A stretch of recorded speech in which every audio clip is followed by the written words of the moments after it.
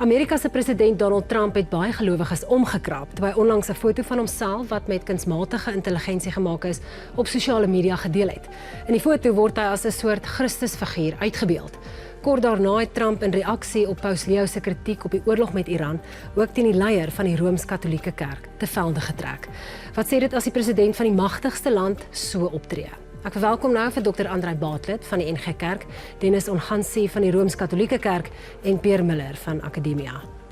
Voor ons verder gaan, kom ons kyk gou na daai beeld wat president Donald Trump op sosiale media geplaas het. So, ons sien hoe hy sy hand op 'n persoon se voorkop het, daar's lig wat uit sy ander hand uitskyn. Hy het intussen die foto verwyder en gesê hy was onder die indruk dat hy as 'n dokter of 'n soort geneesheer voorkom. Andrei, wat was jou reaksie toe jy dit gesien het? Ja, ek was onmiddellik ontsteld geweest van die manier waarop hy uitgebeeld word, die tradisionele kleure van wit en rooi, is die tradisionele kleure waarin Christus in die ikonografie van die Christelike kerk uitgebeeld word en die uitgestrekte hand wat 'n seën uitspreek en met lig wat uitstraal. Dit is nie 'n gewone dokter wat so lyk nie en dit is ook nie 'n Rooikruis personeel wat so lyk nie. Ek dink die belangrike wat mens van Trump moet sê, in die begin van die gesprek, miskien hy's 'n meester daarin om chaos te skep. Ons sien dit in hierdie soort plasings van hom. Eintlik sy hele sosiale media stroom is eintlik deurlopend om chaos te skep. Die oorlog in Iran sê dit nou ook vir ons dat hy besig om chaos te skep en hy bring onsekerheid in 'n wêreld wat in elk geval kan doen met groter rustigheid en meer bestendigheid en meer voorspelbaarheid. Dennis, jou reaksie op daai foto? Wel, ek moet saamstem met Andrei want die oomblik toe ons dit sien, was daar geen twyfel aan wat dit probeer sê nie en wat hy probeer uitbeeld daarmee nie, want die ikonografie is so bekend aan alle Christene en uitbeeldings van Jesus Christus. Dit is die prent wat kindertjies in hulle koppe het van die Here Jesus. En nee, vir my dit gegrens aan heilskending. So dit het verder gegaan.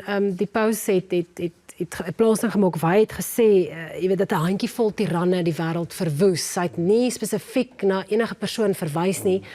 Dink jy dit sou te ver gegaan het indien die paus name genoem het, indien hy wêreldleiers uitgesonder het? Ja. Die paus noem nooit name nie.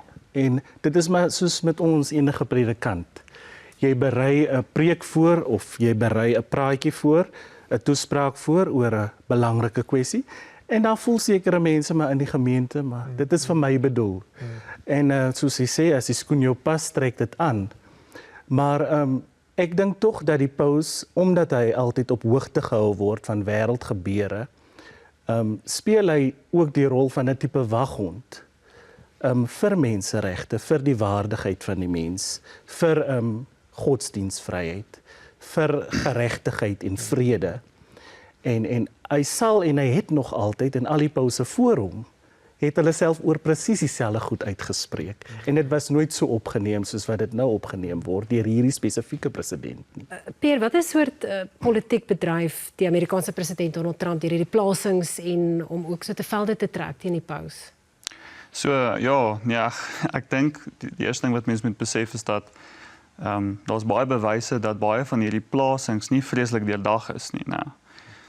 So oor elke individuele plasing is daar nie noodwendig een of ander spesifieke, kom ons sê, meesterplan of so iets agter daai plasing nie.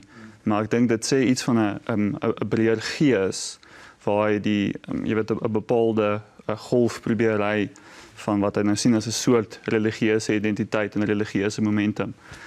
Maar ek dink hy het homself dalk 'n bietjie hierso misreken. Maar as Trump in 'n plasing op sosiale media teenoor die paus sê hy swak op misdaad en buitelandse beleid en so, is asof hy met die paus in gesprek tree, asof die paus 'n politieke figuur is. Is dit wat Trump wil hê? So ek dink, dis moeilik om te sê wat Trump wil hê, maar in hierdie konteks moet mense erken die paus is in effek 'n politieke figuur hierso. Dis nie hy is nie kom ons sê sy leidende eienskap is nie as politieke figuur nie. Maar dit wat hy sê het beslis politieke implikasies. En ek dink Trump sien dit eenvoudig net as 'n bedreiging vir die narratief wat hy wil verkondig oor homself en oor sy hele agenda. En daarom is dit nie vir hom aanvaarbaar nie en dis iets wat hy op sy op dieselfde manier hanteer as wat hy enige ander teenstand of tot dusver hanteer het. Andre, ja, jy's op daai punt waar Trump in gesprek tree met die paus asof hy 'n mede-politieke figuur is. Hierdie idee van jou uitspreek teen vergrype in die wêreld, is die gevaar nie dat indien die paus hom uitspreek oor sekere goed, daar verdeeldheid kan wees as van nie net die paus ondersteuners nie, maar gelowiges wêreldwyd glo, maar as die paus hieroor iets sê en stil is oor iets anders, voel ek vervreem. Dis altyd 'n uitdaging, maar ek dink mens moet pas op vir die valse digotomie tussen om te sê moraliteit, asof dit net met persoonlike moraliteit te doen het, en politiek en ekonomie en sosiale kwessies asof dit teenoor mekaar staan. Ek dink ek wil saamstem met wat Dennis net gesê het, die paus het baie oordag gewees. Hy het hom uitgespreek oor 'n morele kwessie, oorlog en vrede, geregtigheid. Dit is vra en die menswaardigheid, dit is morele kwessies. Morele kwessies gaan nie net oor vroue en dans en drank nie. Dit gaan oor uiteindelik oor hoe 'n samelewing gestruktureer is. Die probleem met iemand soos Trump is dat hy verstaan nie daardie nuances nie. As iemand van hom verskil, dan sien hy hom onmiddellik as 'n politieke opponent. Kyk, dis deel van Trump se persoonlikheid ook, nee, dat hy dit nie net as 'n politieke opponent sien nie, hy neem alles ook persoonlik op. En wat tipies is van die soort narcisme wat mens by hom raak sien, en dit is deel van sy chaos wat hy saai, want dis wat 'n narcis altyd doen. Hy glo dat hy het beheer oor wat aangaan, en as jy van hom verskil, dan word jy sy vyand. Hy tree nooit met iemand in 'n intelligente gesprek, in 'n beredeneerde gesprek, om sê ek hoor wat jy sê, maar dit en dit is nou my kant van die saak nie. En dan kom hulle met hierdie soort van goed, die paus moet hom uit die politiek hou. Dis presies wat ons nou gehoor het, om te sê nee, maar ek wil juist vir Dennis vra, jy weet, as daar dan nou hierdie gevaar is om in 'n nimmer eindigende woordewisseling betrokke te raak, behoort die paus nie dan op een of ander punt te sê, maar jy weet, ek gaan nou nie meer die boodskap so teiken op Trump nie. Want dit gaan niemand baat nie. Ek dink nie hy sien homself of hy beskou homself as iemand wat besig is met 'n woordwisseling met die president nie. Hy sien homself net as iemand wat besig is om sy werk te doen. En ongeag van die individu of die nasie wat betrokke is by die kwessie, moet hy getrou wees aan sy mandaat. En sy mandaat is om die evangelie van Jesus Christus te verkondig en hoe dit uitspeel in ons lewens. Want net soos Andre gesê het, die mens is 'n geheel. Jy kan nie opgedeel word in klein deeltjies en vakkies nie en sê, dit is net my geloofslewe, dit is net my politieke ingesteldheid. Maar Dennis, dink jy daar's 'n behoefte in 'n moderne kerkganger en gelowige vir hulle politieke leiers om meer polities betrokke te raak en hulle sterker uit te spreek teen vergrype? Daar is 'n groot behoefte daarteen. Daar is 'n groot behoefte aan morele politieke leiers. Daar is morele kwessies wat mense van alle gelowe en geen geloof raak nie. Dit is waardes en dit is beginsels waarop die beskawing berus. En daarom het ons meer mense meer stemme nodig soos die van Paus Leo.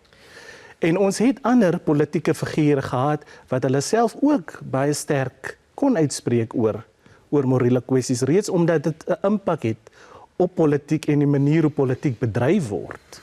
Dat wanneer die politiek 'n bedreiging word vir die menslike voortbestaan, of wanneer dit afbreek doen aan die menswaardigheid van die mens, dan is dit die plig van die kerk, en ek glo ook die plig van die politici, om sterk daarteen te praat. En 'n mens dink nou aan 'n voorbeeld soos wyle aartsbiskop Desmond Tutu. Presies. Pierre, dink jy ons lewe ook in 'n wêreld en in 'n konteks waar daar soveel politieke verdeeldheid is en waar mense so passievol is oor die politiek dat hulle soms politieke leiers tot 'n vlak verheef wat eintlik in die verlede maar jy weet bedoel was vir geloofsleiers? Ja, nee, ek dink dit kan heeltemal so wees. Ek dink 'n groot deel van die probleem wat ons sien is daar is gedurig hierdie idee dat geloof gecompartmentaliseer kan word, dat dit apart staan en los van die politiek. En ek dink mense sien dit in hierdie reaksie van die Trump administrasie af, sien mense dit. En ek vind dit baie is vir my baie interessant hoe, jy weet, as J.D. Vance byvoorbeeld vir die paus sê dat nee, die paus moet hou, jy weet, in sy baan hou, maar dan, jy weet, op 'n of ander manier is die paus se baan nie relevant tot, jy weet, morele onreg wat gepleeg word, of iets in die lyn nie. En ek voel dat, jy weet, die realiteit skop in 'n sin dan terug. As ons sien dat, jy weet, jy kan nie dinge so kompartmentaliseer nie.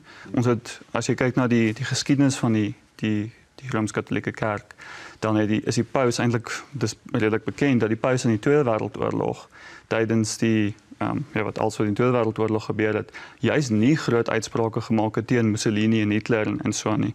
En meer agter die skerms probeer werk het, en retrospektief word die Rooms-Katolieke Kerk baie gekritiseer daarvoor.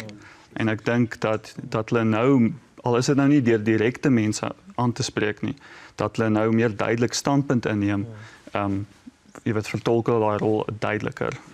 Pierre, Dennis, André, baie dankie vir julle tyd vanaand. Dankie. Baie dankie.